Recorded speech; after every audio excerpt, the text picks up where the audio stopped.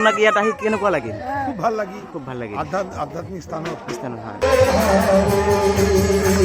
Hello' guys, welcome to my mix blog. আপোনালোকক স্বাগতম জনাইছোঁ। তো গাইজ, আপোনালোকে চাই আছে আমাৰ এক্স এম এল এ অশোক সিং ছাৰ ডাঙৰীয়া আমাৰ ওচৰত আহি উপস্থিত হৈছে। তো আপোনালোকক সকলো দৃশ্য দেখাবলৈ চেষ্টা কৰিম।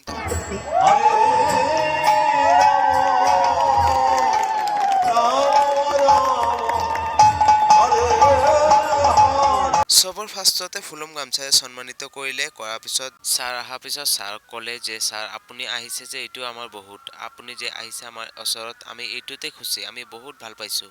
কাৰণ এই নাম কীৰ্তনখন ইমান বছৰৰ পৰা মহিলা সমিতিয়ে চলাই আছে যে আপুনি আমাৰ লগত সহযোগিতা কৰিব ছাৰ, আৰু আমাক আশীৰ্বাদ কৰিব যে আমি এই নাম কীৰ্তনখন আগন্তুক কালত এইভাৱে চলাই যাব পাৰোঁ। এইখিনি আপোনাৰ ওচৰত আমাৰ বিনম্ৰ অনুৰোধ ৰ'ল ছাৰ। তো আপোনালোকে চাই আছে আমাৰ অশোক সিং ছাৰ ডাঙৰীয়া আমাৰ ৰাধা ৰাণীৰ নামত নৃত্য পৰিৱেশন কৰি আছে। তো গাইজ, জনতাই কি বিচাৰে এটা এম এল এৰ ওচৰত? এইখিনিয়ে বিচাৰে যে ছাৰ আমাৰ ওচৰত আহক, আমাক বুজক আমি কেনেকুৱা আছোঁ, এইখিনি। আৰু তো বহুত ভাল লাগিল।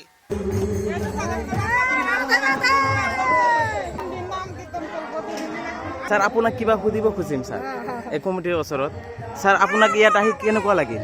খুব ভাল লাগিল, খুব ভাল লাগিল।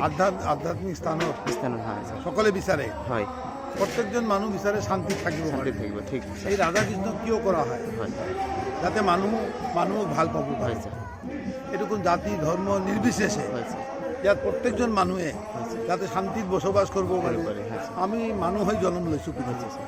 আমি বিচাৰোঁ যে আমাৰ মৃত্যুটোৱে মানুহ হৈ হওক, দানৱ হৈ নহয়। এইকাৰণে আমাক এটা শক্তিটো ৰক্ষা কৰিব লাগিব। এই ভগৱানে আমাক বেয়া কামৰ পৰা দূৰত কৰে। এইকাৰণে আমি আজি স্মৰণ কৰি আছোঁ ভগৱানক, যাতে আমাৰ মাজত অহংকাৰ নাহে, আমাৰ মাজত দেশ নাহে, ৰাগ নাহে। ইয়াক কণ্ট্ৰল কৰিবৰ কাৰণে এনেকুৱা আয়োজন মই ভাবোঁ গোটেই ভাৰতবৰ্ষত এনেকুৱা আয়োজন হৈ থাকে আৰু যুগ যুগ ধৰি হৈ থাকিব।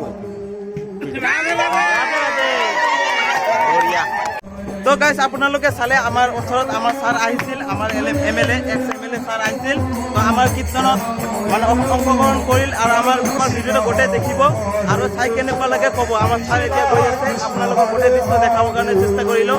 গাইজ, আপোনালোকে চাই আছে আমাৰ ছাৰ এতিয়া গৈ আছে, আৰু ছাৰে যিখিনি কথা কৈ গ'ল এইখিনি কথা বহুত গুৰুত্বপূৰ্ণ কথা।